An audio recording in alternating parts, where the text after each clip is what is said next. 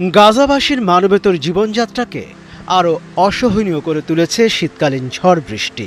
গত বুধবার থেকে শুরু হওয়া ভারী বৃষ্টিপাতে পানি ঢুকছে অস্থায়ী তাঁবুগুলোতে।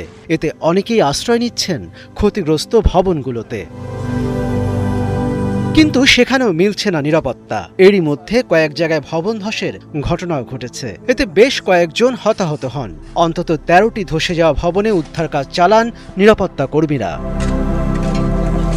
ভুক্তভোগীরা বলছেন, বৃষ্টি হলেই ঘরের ফাঁক ফোকর দিয়ে পানি আর ছোট ছোট পাথর ঢুকতে থাকে। আমাদের পরিবারগুলো ভেজা মাটিতে তাঁবুতে বাস করছে। গরম করার কোনো ব্যবস্থা নেই, বিদ্যুৎ নেই, পর্যাপ্ত পোশাক নেই। যখন খাদ্য, জ্বালানি, আশ্রয় এবং সাহায্য নিষিদ্ধ করা হয়, তখন ঠান্ডা একেবারে প্রাণঘাতী হয়ে ওঠে। আমরা আগুনের উপর শিশুদের কাপড় শুকানোর চেষ্টা করছি।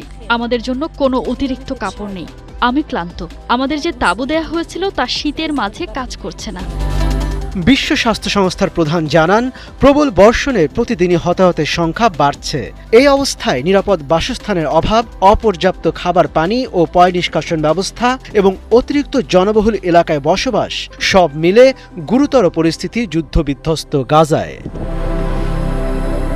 ফুসফুসজনিত রোগ, ইনফ্লুয়েঞ্জা, হেপাটাইটিস ও ডায়রিয়া ছড়িয়ে পড়ার শঙ্কাও তৈরি হয়েছে গাজায়। তবে এই রোগ মোকাবেলার জন্য প্রয়োজনীয় রসদের জোগান নেই উপত্যকাটিতে।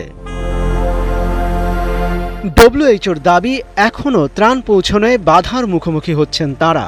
বর্তমান পরিস্থিতিতে গাজায় মহামারী ঠেকাতে দ্রুত ত্রাণ সরবরাহ পুরোদমে শুরু করার আহ্বান সংস্থাটির।